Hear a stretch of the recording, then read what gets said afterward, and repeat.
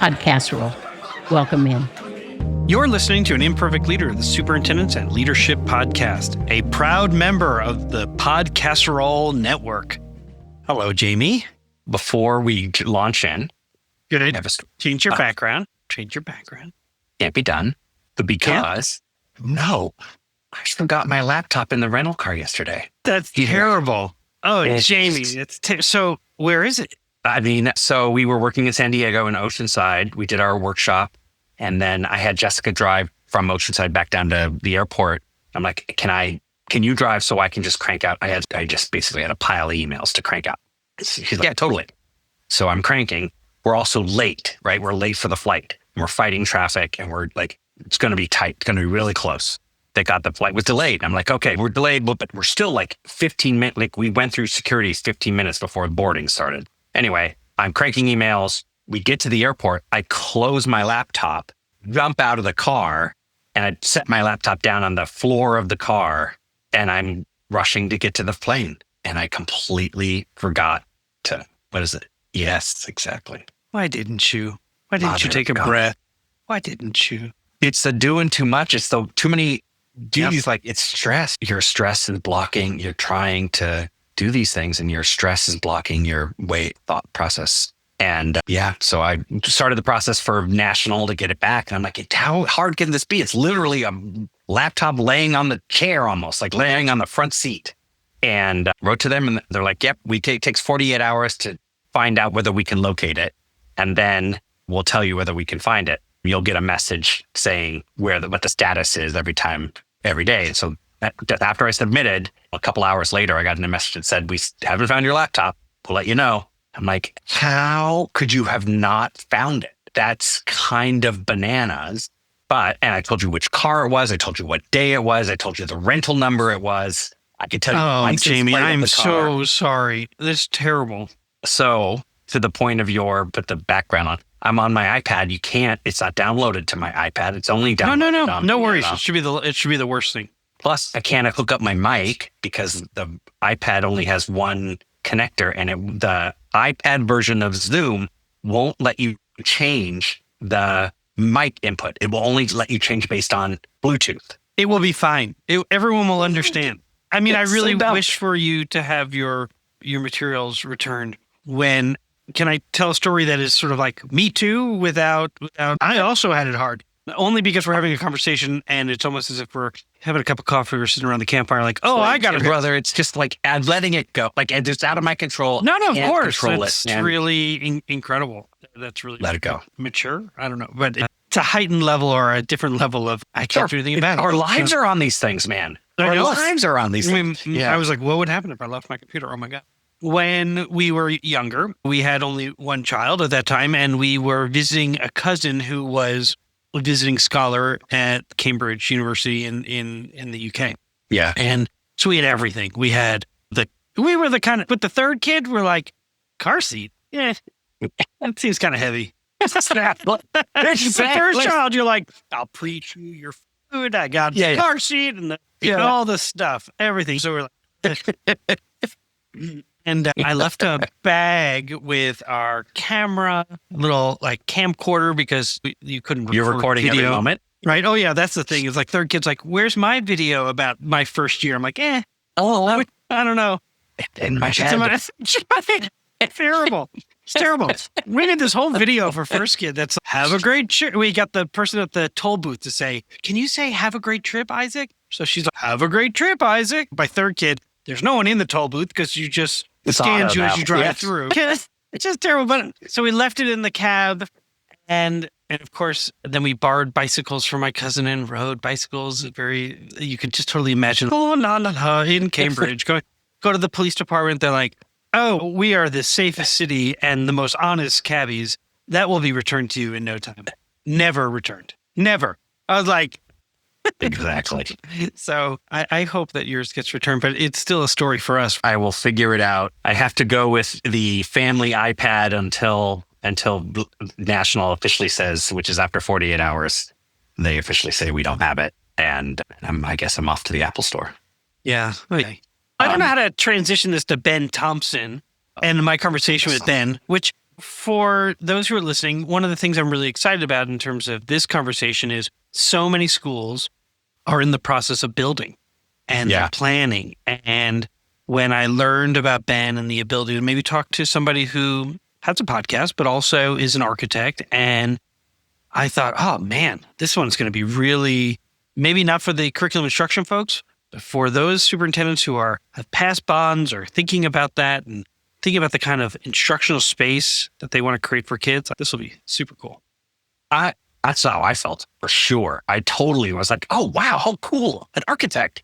So, and maybe I don't have a way of transitioning from I lost my computer to well, maybe things that get overlooked or moment stress. For example, when I was the assistant superintendent of elementary school, my first day on the job, we were opening up a new elementary school. And maybe what was overlooked was maybe don't put the electric panel over the kitchen sink in the cafeteria. In the kitchen. And so it exploded.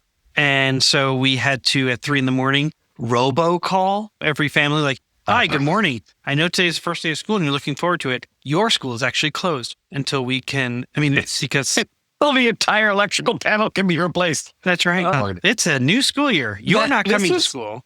These are the questions I was going to ask you, actually. The question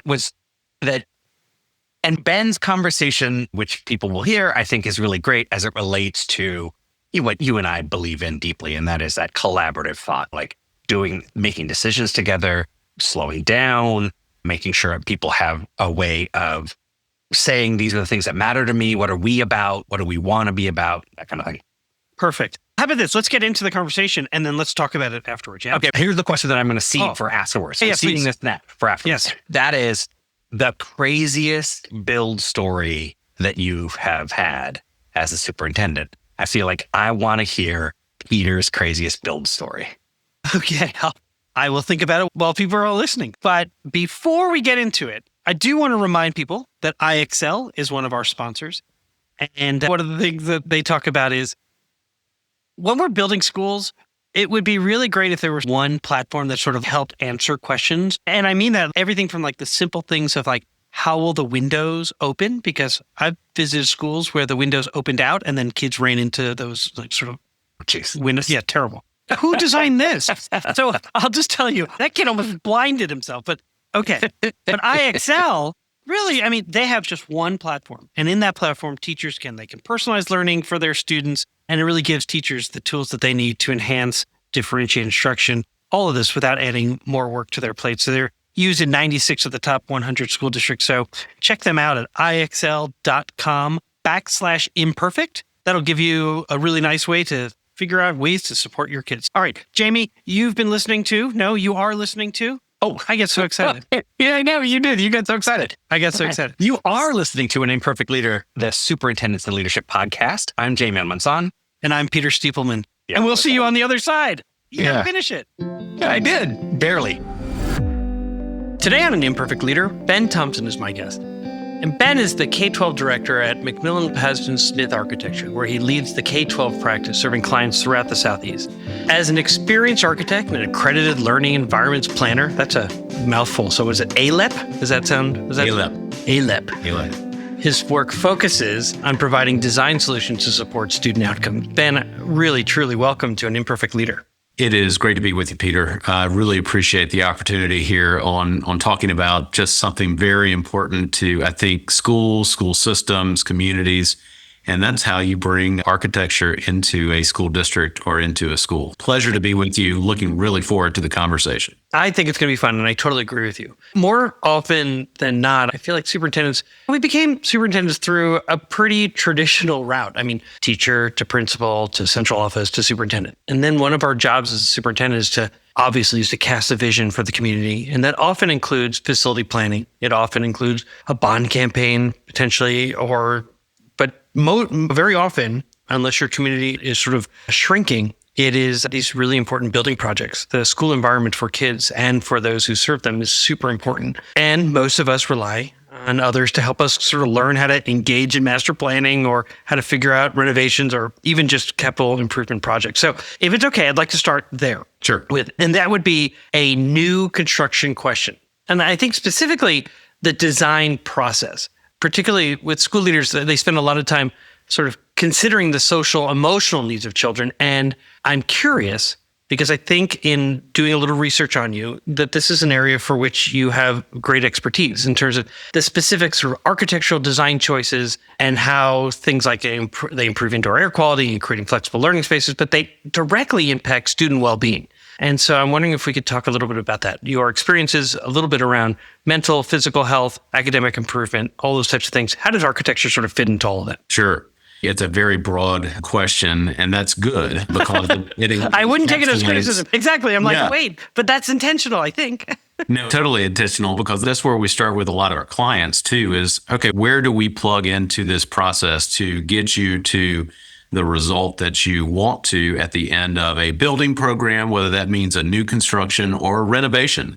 I mean, you really have to think about all aspects of it, no matter what type of improvement you're making. So maybe just a little bit of context there in architecture. I can just say bluntly, I love what I do. Architecture is really, and I feel, very important to the success of any space, specifically in K-12 education or education more broadly, because you do have a direct connection between what you put and how you arrange that space and the outcomes that you're seeking. Just to kind of put that in context, what's kind of the basics that architects do overall? Like I said, we really have to understand how that space or how that series of space or how that campus needs to be used for the purpose of education, for the purpose of learning, for the purpose of community. So there's a very functional aspect at the root of kind of what we do. But in addition to really understanding how you use it or how you want to use any level of space, we've got to understand too and lead a team to impact systems, whether those be the things that are in the ceiling or the infrastructure that goes into a building or the technology that goes into learning environment specifically. All of those things have to come together and coordinate with each other to really produce a highly successful space. That's not to mention material selection, how it looks and acts, and from a community presence standpoint. And then also architects as part of a team, you would hope, looking at an improvement plan overall, have to align all of that with the cost that's available to produce those produce those improvements or those new constructions overall. So really, in context, Peter, that's really the basics of kind of what we're doing and throughout the entire process.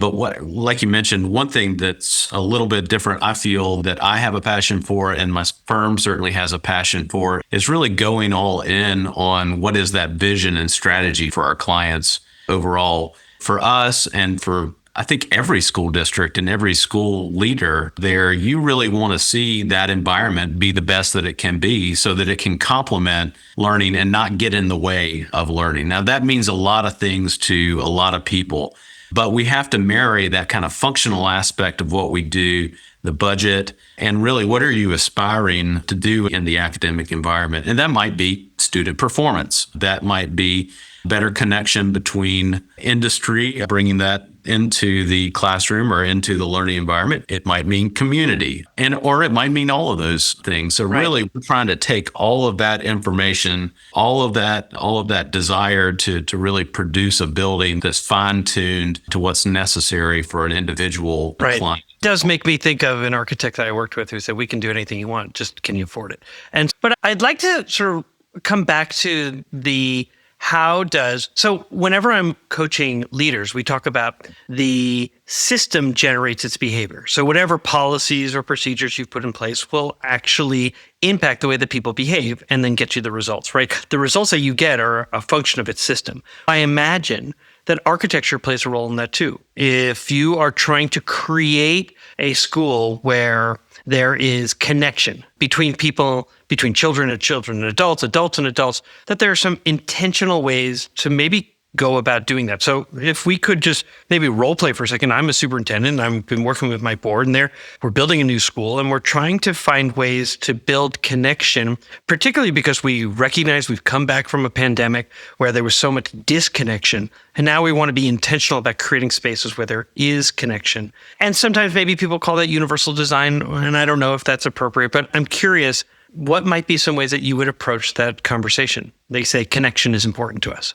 this is unscripted altogether, but that's Right. an exact question that I've gotten from a superintendent and then a district leadership team and so my answer back to them was another question. What are you trying to accomplish? And through just conversations with them first, and then their principals, select teachers, and community members associated with that project, what we learned was that connection piece was a big deal. They had a couple of middle schools operating. This district had a couple of middle schools operating, and they were doing great from an academic performance standpoint. But one thing that each one of those schools told their leadership team and that they felt day in and day out was that disconnection from a teacher standpoint, wanting to work together, but having the building feel so separated when it comes to being able to collaborate together for teaching, for projects, even for students. Now, from an architectural standpoint, how would you run that down? So you want to think about,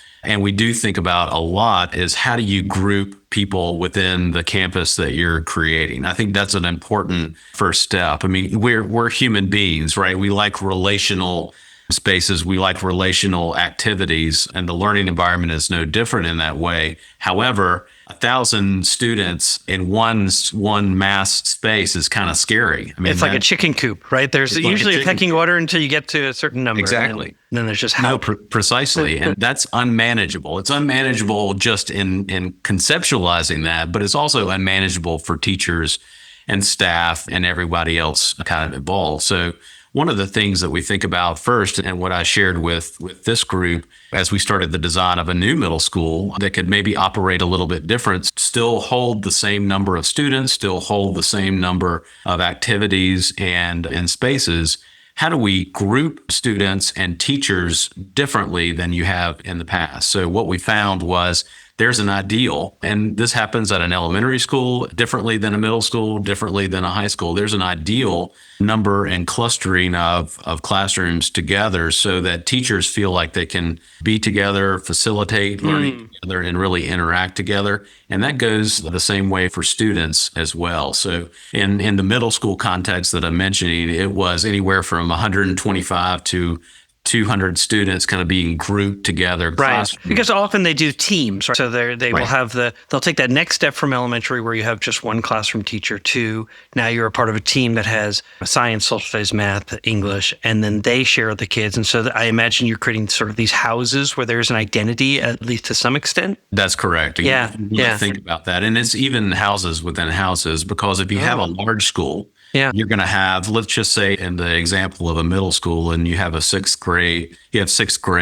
you have a grade level determination within that school structure as well. You might have multiple teams, so to speak, in any individual grade, but that gives that sense of identity to an area of the school. So they feel like they have a home base. Right. As well. They can actually get to know somebody in that smaller group setting rather than that, again, mass of 1,000 students or what? Yeah, where you just get population. lost. And particularly when you're mentioning middle school, I mean, there's no more important time in terms of their development of identity than middle school. They're trying to figure out who are they and trying out lots of different things. That's fantastic. Our guest today is Ben Thompson, the K-12 director at McMillan Pazdan Smith Architecture, and he's also a podcast host. And so you are the podcast host of The Future of K-12 Education.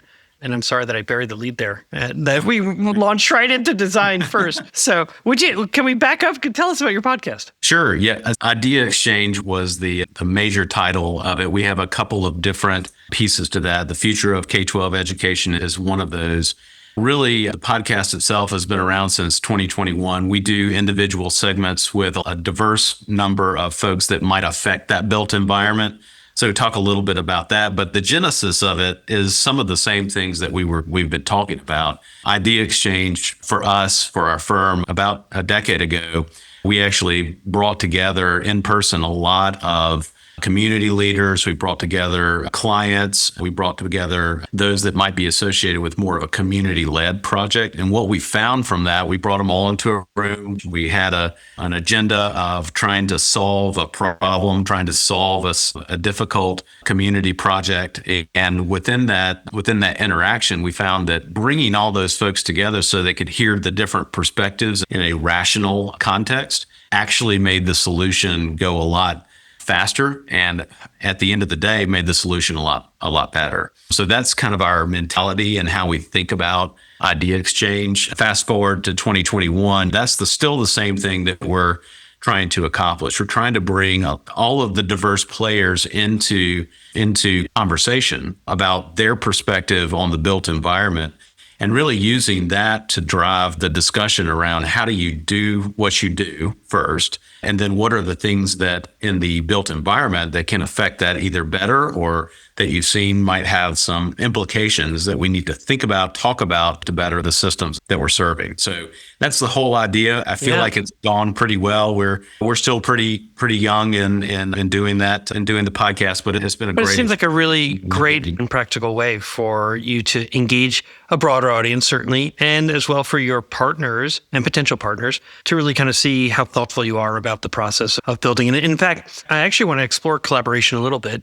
In the leadership model that I use to advise others, there's a dimension called nested patterns. And that really asks the question of how do we want to be together? And in that dimension, one of the terms is high levels of collaboration. And I think the relationship between a superintendent and their architect, and the architect that's serving the district, not their architect, but that is super important for sure. And what I've observed over my more than a decade in central office is that how essential it is to design renovations and new construction in that collaborative manner. Our most successful projects were those that included the people most impacted by them. I have been a part of a previous sort of process that was just a very small group of decision makers that then designed and built a building. And then the actual people who occupied that space said, what moron decided to put that here, or to do this, or to put an electric box over the sink in the kitchen? Like, what on earth? So I would like to explore this a little bit with collaboration in mind. Sure. What is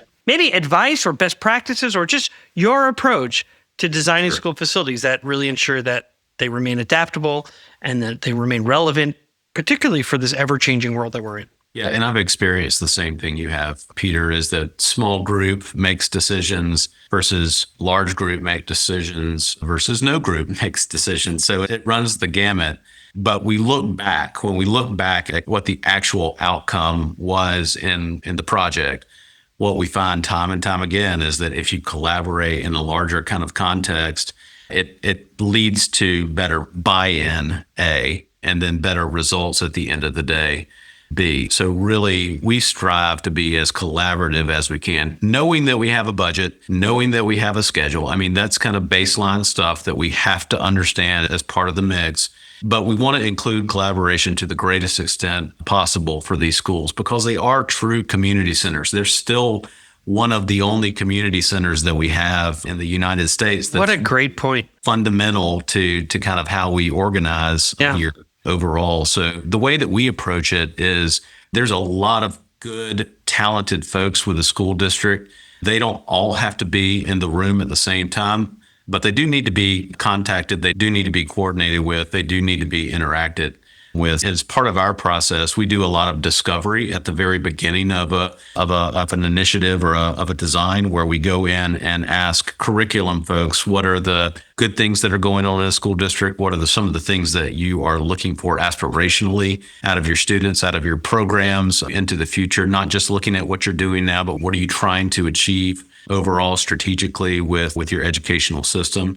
We're also doing small groups, building maintenance and facilities, because that's important. We want to make sure every operational dollar is well spent. A CEO might differ from how they prioritize things than maybe a curriculum or a human resource officer or a SRO officer, but all of them have to be in connection, coordinated into the design of a building. So just at the very beginning, process-wise, for us, what we try to do is a lot of discovery at the very beginning to give us an idea, and then an idea of how we should form the space. That discovery phase results in us actually writing a mission statement for the design of a facility. And I think that's an important step for any I love that. Or any school district, because we need to be judged by what we're trying to accomplish in that way. So if we put together, after meeting and discovery, put back the mission to the folks that we've talked to about the project,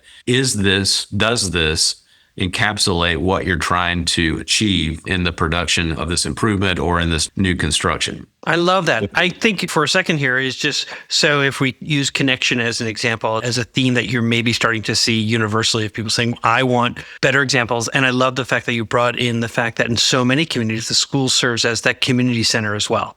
It can be the community center for basketball leagues, for baseball leagues, for community theater. It can be the place where people shelter in place should there be a tornado or a hurricane. So I think that's super important. And then I could imagine if that's the mission statement includes what we say we're building and why. First of all, now you've got commitment from both your internal stakeholders of the school plus your external, because they're the ones who are essentially putting up their homes as collateral to build that school. That's what that bond is, right? So now they have commitment. And then somebody floats an idea and it starts to get traction and we should build a planetarium. It allows you to at least go back to your mission statement to say, how does that build community? And maybe there's a great reason to do it. Likely, it will redirect the conversation towards the priorities that you've established. That's right. And back to your bigger point about collaboration, just kind of overall, you want to make champions of everybody that you're engaged with. And those are actually the folks that are going to live in the space day in and day out. So when possible, you want them to be able to answer that question. I think you should always put a planetarium in, but here's the cost to do. Here's why it doesn't align, at least in this project, why. You need to provide some kind of basis for them to be able and arm them to be able to go out and have those conversations with their community, because they're part of the community too. They certainly have a stake in what is being built and what's being designed. But good point. Also, I would add to what you were saying about that mission statement. It is usually just a paragraph, but then it goes into those attributes that we're really trying to achieve by doing the design or by implementing the design in the way that we need to implement it. So yes, we want this out of the building, but here's how we're going to get to it overall. So I think how often do you hear a community member say, we don't need the Taj Mahal. You don't need to build the Taj Mahal. At what point will that cease to, what will be the next sort of edifice that they will bring up as we don't need the Taj Mahal? That's always what I used to hear. I get some surprises almost every day, Peter, but Taj Mahal has been one of those. It's been more than a decade now. Right? I mean, it endures. It's my entire career. I've heard that my entire career. I think it's the point well taken, right? We don't want to over design. We don't want to. Right. We know we have to be good stewards of the taxpayers' money. We want to build something that's going to last and still should be attractive and reflect. Yeah. Totally agree. And I think that's the premise that we need to just keep saying so that we can get rid of the Taj Mahal mentality. Yes. Overall, because we take it, I can say as an architect and as a designer, I kind of take that for granted. It's all right. We're not going to do that. Sometimes don't express that, but we do need to. I think that's worth saying to everybody here. We all have the best intentions of using every single dime and cent in the right way to drive it. And more collaboration means that we are defending that overall in terms of the project and in terms of how you speak about the project kind of overall. The more that you align it to what you want to get out of the building and the outcomes from the students, the teachers, the community, the better you can describe how that dollar is actually going to work for you. So that is part of collaboration, but you can't shortcut that step. You really have to go through the process rather to get there. I love it. I'd like to ask you a question that I ask every guest who comes on the show. How does the term an imperfect leader resonate with you? My knee-jerk reaction is, aren't we all? I think that's the thing about it is, I think one thing that it makes me think about is, what are we trying to become? We're very future focused, want to make sure that we're thinking about what, not in the case of schools, what an individual school might be teaching today, but what they might be teaching in the future. So really think about overall what that future result is, what that future outcome is. And I think about those words, imperfect leader, is really what we're striving to do individually as well. We're developing through time, just like a design would develop through time, just like a curriculum would develop through time. So I think being an imperfect leader is probably the best, so long as you've got your sights set on not perfection, but betterment and improvement overall. And we'll be right back. Hey, district leaders, I know you already know this.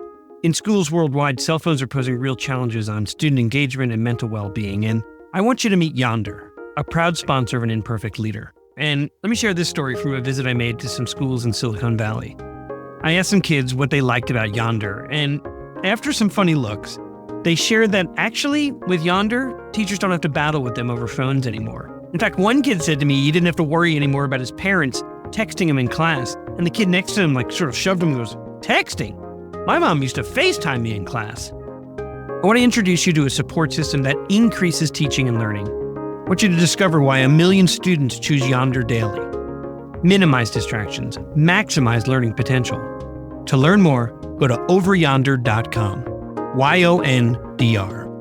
So I want to talk a minute about the Mosaic Project. It is one of our favorite organizations and has over 25 years of experience empowering students to really celebrate differences, communicate assertively, and resolve conflict peacefully at their outdoor school. I happen to have experience being part of the Mosaic Project, and so I can absolutely tell you it's an amazing organization. Their innovative SEL curriculum is now available to our Imperfect Leader audience. And so you can get a 10% discount through their new documentary film-based Mosaic Classroom project. So just let the people know during your onboarding process to receive that 10% discount is to just mention An Imperfect Leader. Learn more about the Mosaic Project at mosaicproject.org. This is Greg Meyer, Jamie's partner at APC Leadership Collaborative. Superintendents know that school principals are the single biggest lever that any school district has for improving student joy and success. Unfortunately, there's very little professional development for the specific things that a principal has to do to improve their school. At APC Leadership Collaborative, we specialize in coaching principals to take on audacious goals, build their leadership skills, and make big improvements in their school. If that inspires you, let's connect and talk about how we can collaborate. Find APC Leadership Collaborative online at apccolab.com. When leaders think in systems, they think differently. They see the big picture, making decisions that create coherence and strengthen communication across their teams. They build adaptability, flexibility, and engagement. Every day, school leaders face complex challenges, from student engagement to staff alignment. What if your team could see those challenges as part of a bigger picture? That's what happens when you think in systems. It's how leaders turn complexity into connection and challenges into opportunities for growth. At the Waters Center for Systems Thinking, we help educators and organizations build this capacity, developing the habits and tools that turn vision into action. Think differently, think in systems. Sign up for our webinars, free resources, or a consultation by visiting our website, which you can find in the show notes. We're back for segment 2 of An Imperfect Leader called Imperfect Leadership in After Action. And my guest today is Ben Thompson, the K-12 director at McMillan Pazdan Smith Architecture and the host of Idea Exchange, the Future of K-12 Education podcast. Now, in this segment, we ask our guests to deconstruct a decision that they made and then what did they learn. So I imagine there are so many great opportunities to sort of explore all the different experiences you've had to sort of say, yeah, this is what we learned from that experience. So I can't tell you, I'm so excited. Here we go. Ben, what happened? Oh, there are many lessons learned, Peter, in any given one individual project. And when you start to compile hundreds of them together, you kind of start to see a little bit of a pattern, and you hope an improvement into the future when it comes to that too. Early in my career, when I talk with clients, school boards, superintendents, leadership at districts, even down to the school level, really the concern is how do we make decisions and how do we make that as quickly as possible. So one thing that I learned along the way is that the opportunity just to shortcut and answer the question is always there and available to you from your perspective. And so one thing that I've learned through the years is that's not necessarily what you need to do when you look at a significant public building, a significant community building like a school. You really need to involve a lot of people and test whether your idea of the perception of the improvement that's necessary at the school is valid. So actually bringing in a lot of collaborative efforts with different groups that are varied that will be involved in a school or a building program is really important. And I think the way that I learned that is the hard way, right?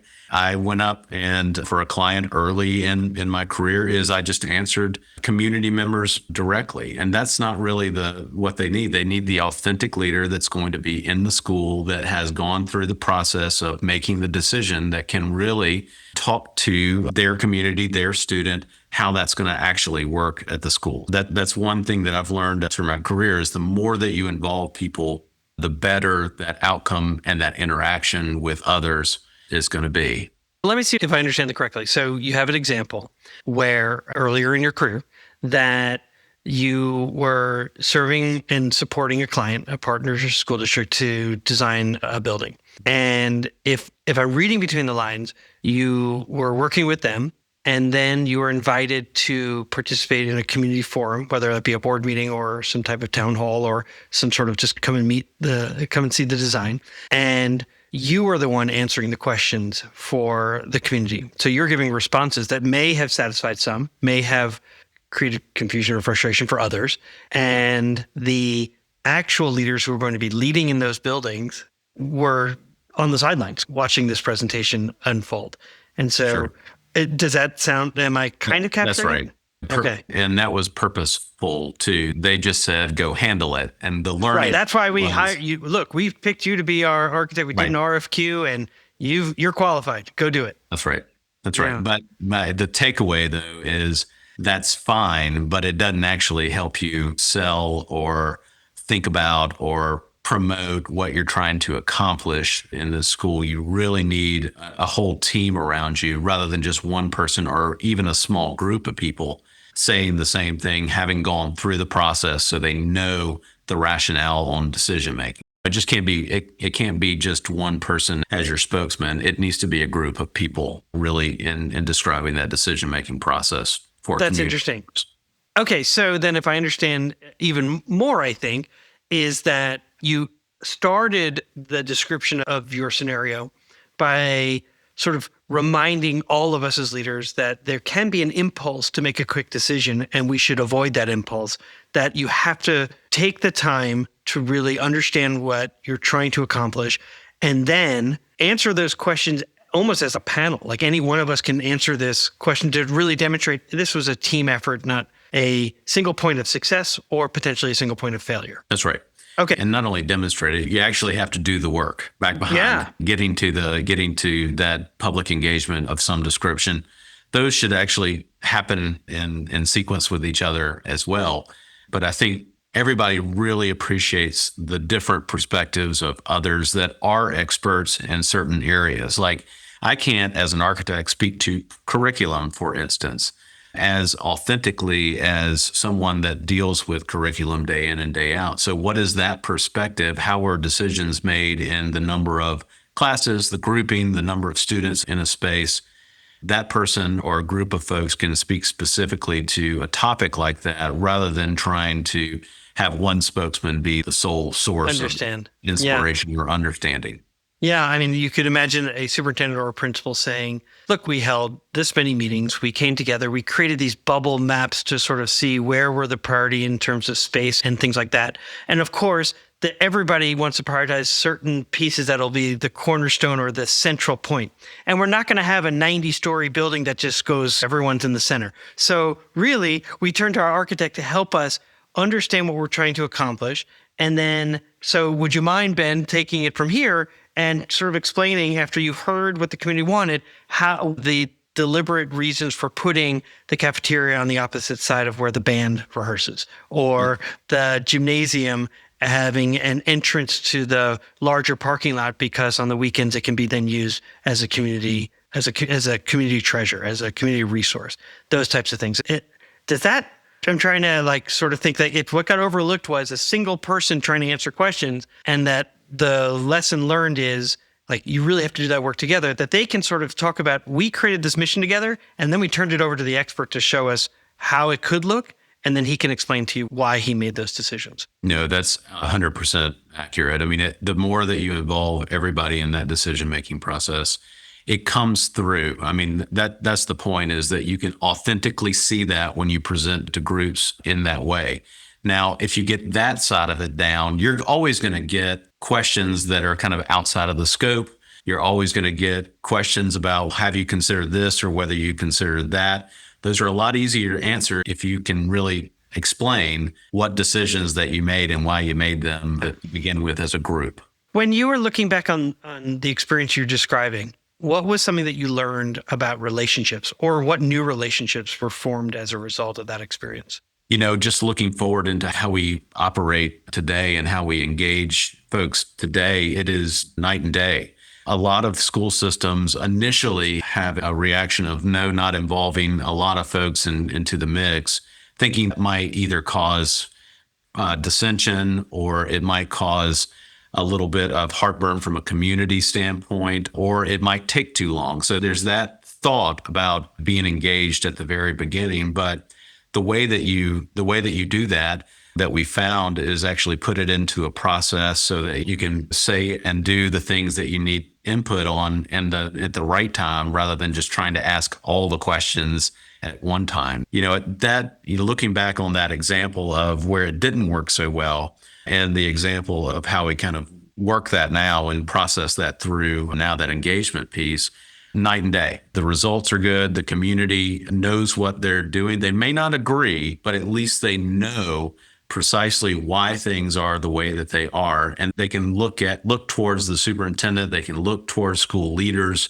and have the answers to the questions that they have specifically about any given project. So, that tends to lead to better results in the academic environment.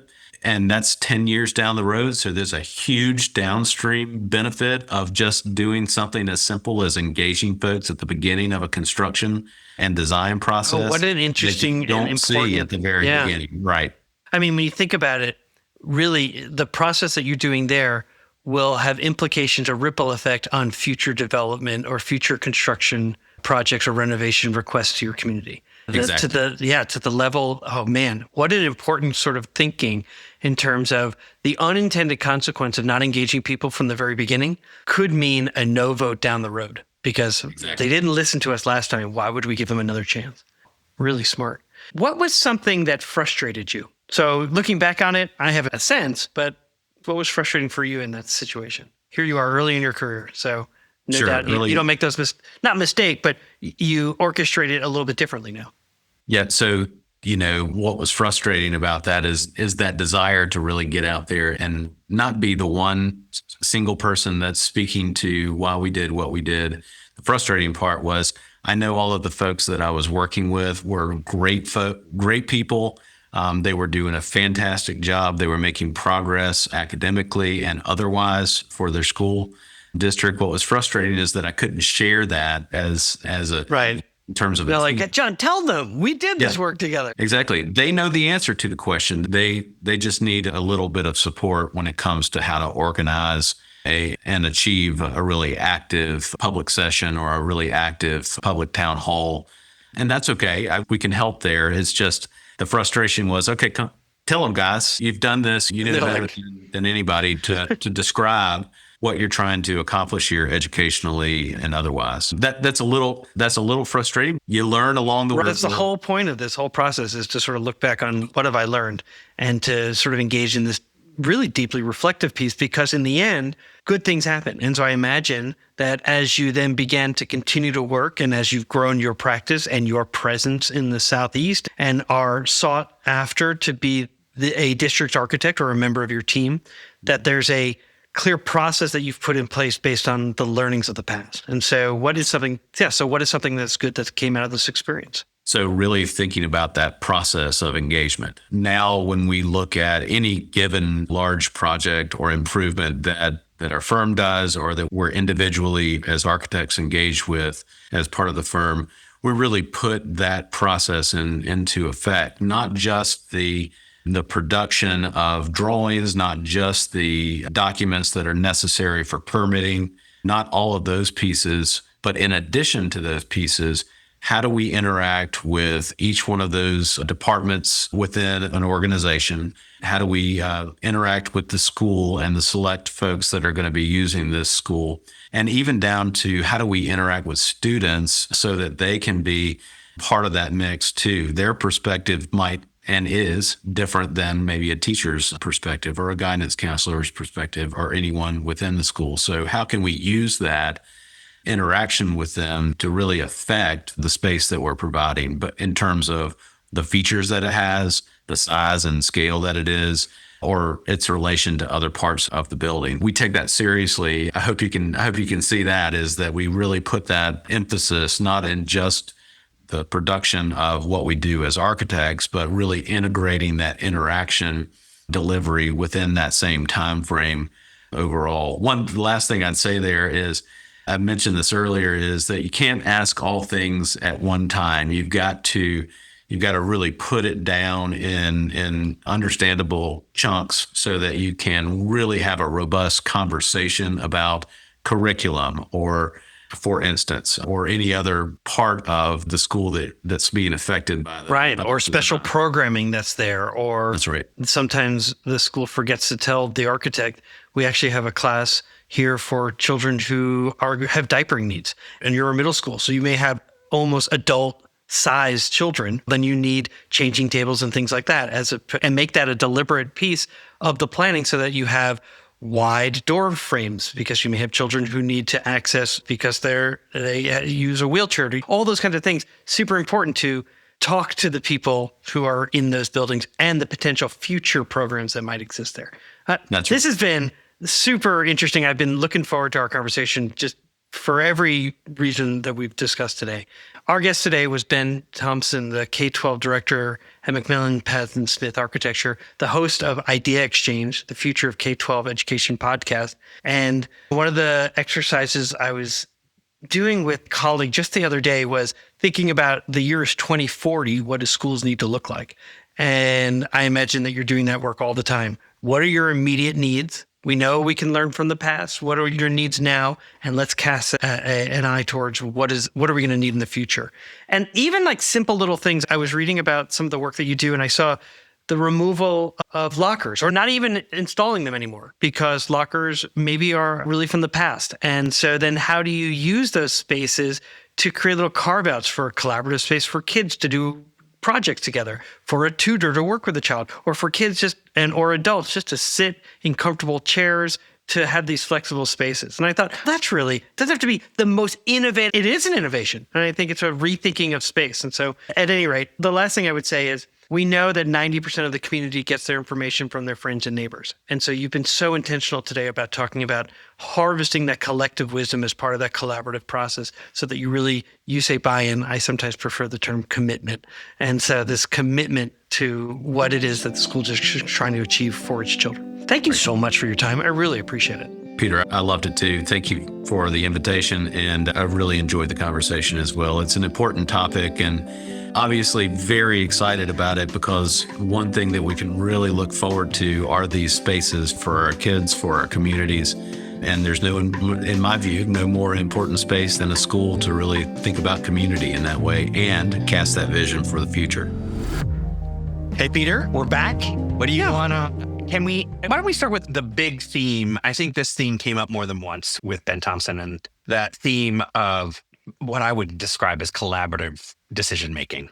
And though the reason why I thought this was good for superintendents was it's just a sense of, yes, that's what we should do. My question to you is, what prevents us from doing that? Is it just speed? Like he talked about, is it just efficiency? That's interesting. So first of all, this week I get to talk with the Kentucky Association of School Superintendents. And one of the questions I'm anticipating from the executive director, Jim Flynn, is asking me, so you've done all these interviews and all these questions, and you've met superintendents from around the world. And what are some of the sort of like overarching themes that you hear over and over again? And I would say that Ben here in this conversation hit on one of them in particular.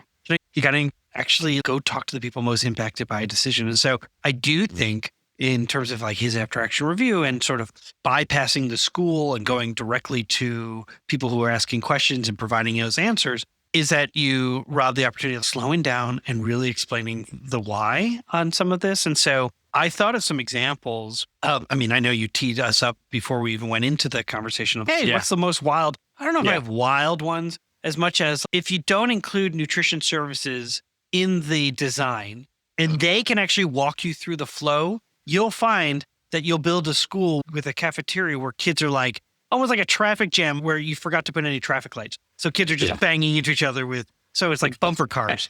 I mean, it's just terrible. I mean, one time day and it looks like a taco like massacre because during the pandemic, I thought I was being helpful by creating like a set of arrows in the boardroom to show where people would come in, where they would stand and wait 6 feet from each other. And then when they were going to make public comment, where they would go to, and then how they would wipe down the podium and then walk out. And once I was done taping these arrows, my safety and security director was like, who the hell did this? Like, it looked so bad. And it just looked like people were just going to be like Keystone Cops running into each other from everywhere. Who could follow this? I was like, this is how my brain works. It's like, oh my God. So I'd say that is an example I saw. Nutrition services where you didn't include them. Same thing for the custodial closet when it's placed down the hallway, yet their needs are near the cafeteria, or they're going to need to snowplow, and yet the plow is in the basement, and yet it does no good in the basement. It needs to be up by the street level. I've seen examples of a special education classroom where a child had diapering needs, and so just having the poor teachers had to put up a curtain and stuff because nobody thought about a double wide door so that you can be access for a child who's confined to a wheelchair. So it's just like all those kind of things. I don't know if any of them are wild as much as just like, what happened here? Who didn't get consulted? And typically it's because the person who didn't get included was the person at the highest level who was just like, I'm going to make this decision quickly. So let's just do this and that's fine. And then just move on. Or even if I wonder too, if we're making sometimes decisions where at multiple meetings about the design, but because I don't know anything about the cafeteria flow, nothing. I don't think to question it. They're like, we did it dead better though. We put a beacon. Right. And slow down. We've been doing how many schools we've built? We do this all the time. We've done that sounds great. I know exactly. Yeah. I know exactly. Another example is, so you anticipate having the school serve as a community center, which means that how do you create a space where either the public can get into the gymnasium space from the outdoor parking lot so that they're not coming through the whole building and navigating. So you can close off the building and then create this space where they can come in and have an overhang so that when it's raining or snow, like people can, and make that overhang for snow, be it an A-frame. A-frame. Thank you. So that you're not having to send someone up there to shovel the roof because you just decided to make it flat.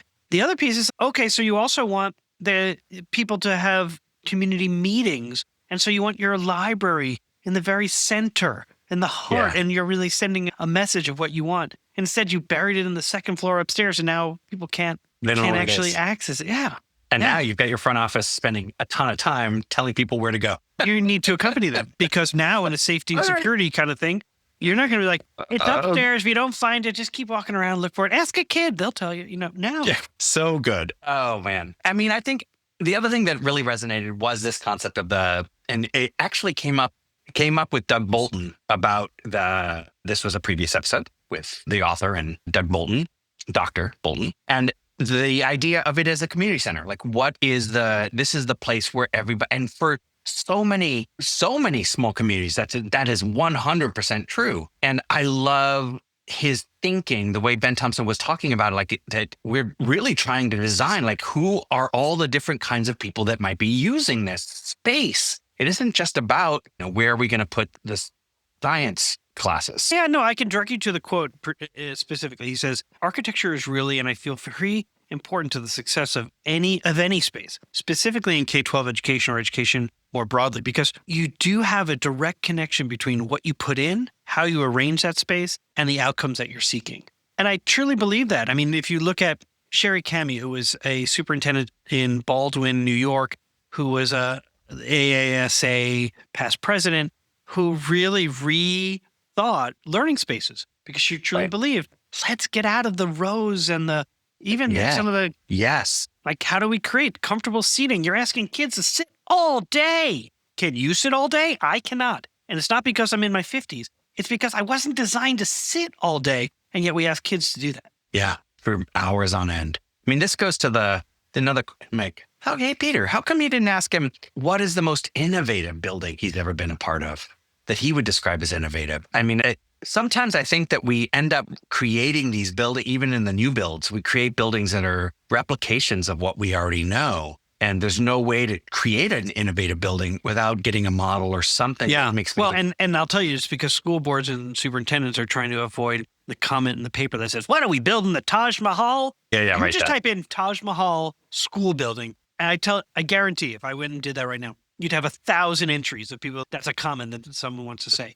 And so they typically are saying, okay, I want to be good stewards of taxpayer money. I'm going to build these with block and brick. I'm going to make them 100-year-old, that they can last to be 100 years. And that's such an easy excuse. And I'm just as guilty. It's such an easy excuse.